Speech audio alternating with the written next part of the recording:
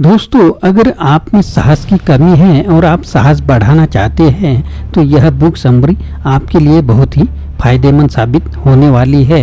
दोस्तों, dairying greatly एक ऐसी दुनिया में कमज़ोर होने का साहस रखने के बारे में है। यह एक किताब है जहां हर कोई मजबूर आत्मविश्वासी दिखना चाहता है, मजबूत दिखना चाहता है और जैसे भी जानते हैं कि वे क्या कर रहे हैं। दोस्तों, अगर आप चैनल पर नए हैं तो चैनल को सब्सक्राइब करना ना भूलें।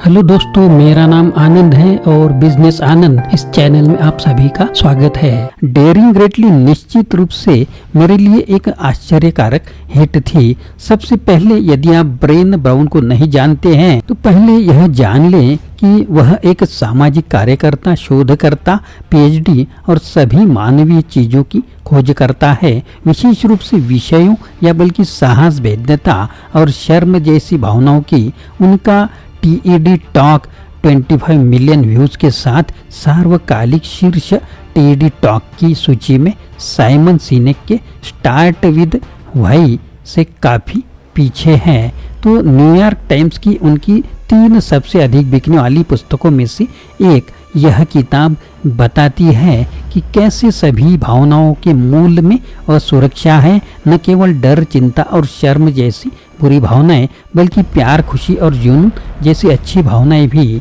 वह कहती है कि हम सभी अपने जीवन में थोड़ी अधिक संवेदनशीलता का उपयोग कर सकते हैं, क्योंकि यह न तो बुरा है और न ही अच्छा है, यह बस है और इसे अपनाने का मतलब साहसी होना है।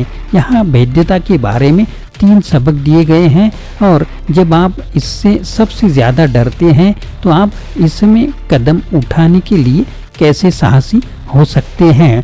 पहला, भेद्यता का अर्थ है ताकत, कमजोरी नहीं। दूसरा, अपनी शर्मिंदगी को दूर करने के लिए उसे समझें और बोले।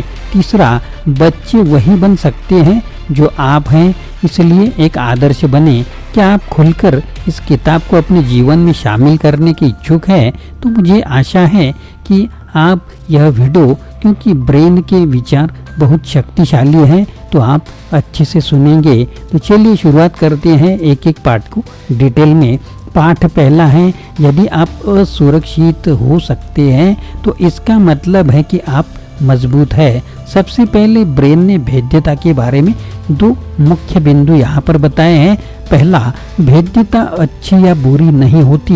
यह कोई श्वेत शाम विषय नहीं है, यह जीवन का एक हिस्सा है और यदि आप इसका अनुभव करते हैं तो इसका मतलब है कि आप चीज़ों को महसूस करने में सक्षम हैं।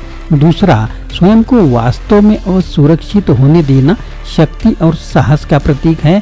उन चीज़ों से बचना बहुत आसान है जो आपको कमज़ोर बना सकती हैं, बजाय उन पर निर्भर रहने के। लेकिन इसका मतलब यह भी है कि हम बहुत सी अच्छी चीज़ों से चूक रहे हैं। उदाहरण के लिए, यदि आपने कभी किसी से प्रेम किया है तो आप जानते हैं कि प्रेम में होना आपको बहुत असुरक्षित बना देता है। आप किसी को अपने दिल में आने की अनुमति देते हैं और उन्हें अविश्वसनीय शक्ति देते हैं, जिसमें आपको चोट पहुंचाने की शक्ति भी शामिल होती है। लेकिन केवल अगर आप इस असुरक्षा की स्थिति को स्वीकार करते हैं तो आपको उस रिश्ते से अनुभव होने वाले सभी प्यार, खुशी और दयालुता का मौका मिलता रहता है।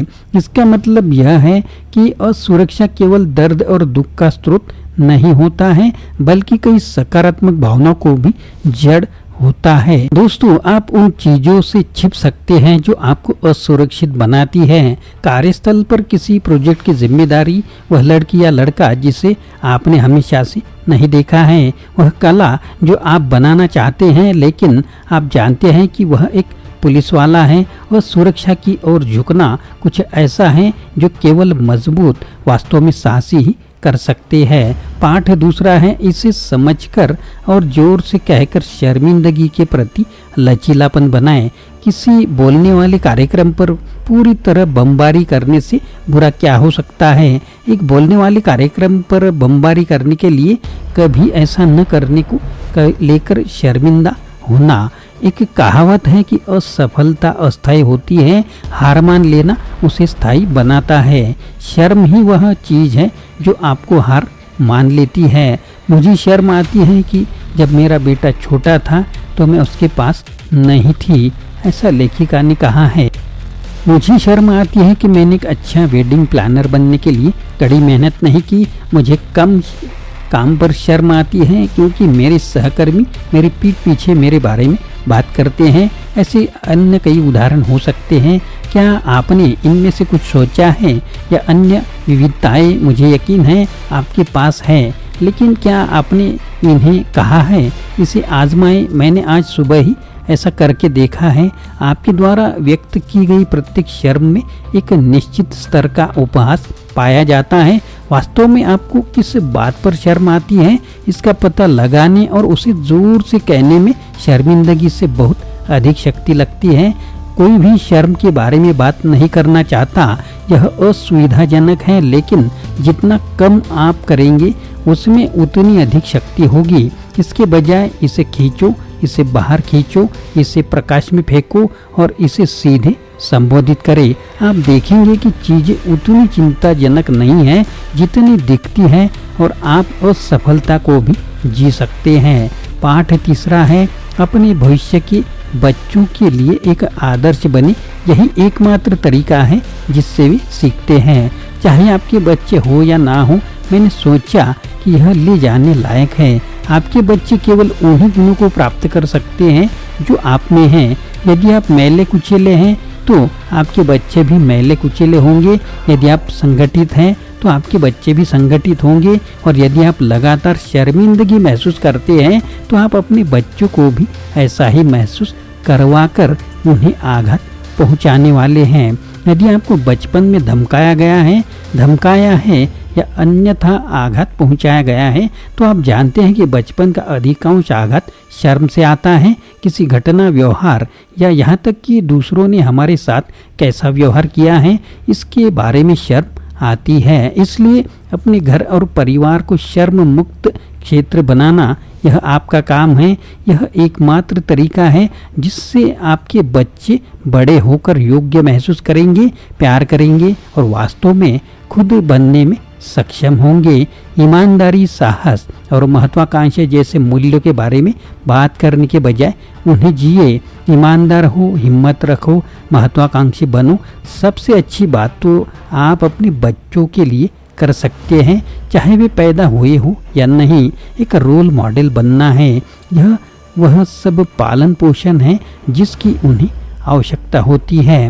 मुझे लगता है कि इतने सारे लोगों के साथ ब्रेन की टेड टॉक और काम की प्रतिक्रिया का कारण यह है कि वह उन सभी संघर्षों से गुजरी जिनका वह खुद वर्णन करती है। जब उसे पहली बार पता चला कि असुरक्षा किसी भी जीवन, विशेषकर किसी भी अच्छे जीवन के मूल में है, तो वह टूट गई। शोधकर्ता और वैज्ञानिक बिल्कुल भी असुरक्षित नहीं है। वे चीज़ों को मापने की कोशिश कर रहे हैं ताकि वे भविष्य की बेहतर भविष्यवाणी कर सके। यह बिल्कुल विपरीत है। इसलिए उसे इस नई स्थिति और डेटा से निपटने में कुछ समय लगा। आप उनकी बातों और लेखन में इसे महसूस कर सकते हैं। यह कोई बकवास कलाकार नहीं है। उसने स्वाह पक्ष देखा है और वह यहाँ हमें न केवल यह बताने के लिए आई है कि हमें भी ऐसा करना होगा, बल्कि यह भी कि हमें कर सकते हैं और यह ठीक रहेगा। दोस्तों, सीखने के लिए यह एक अद्भुत व्यक्ति, मैंने डेरिंग ग्रेटली की अत्यधिक अनुशंसा की है। तो दोस्तों, यह किताब आपको कैसी लगी कमेंट बॉक्स में लिखें और नए हैं तो चैनल को सब्सक्राइब करना ना भूलें। आशा करता हूँ दोस्तों यह वीडियो आपको पसंद आया होगा। अगर पसंद आया है तो लाइक करें, शेयर करें, चैनल को सब्सक्राइब करें, अपने दोस्तों को और ग्रुप को भी यह वीडियो फॉरवर्ड करें। फिर से मिलेंगे अगले वीडियो में। आप सभी का वीडियो देखने के लिए बहुत बहुत शुक्रिया।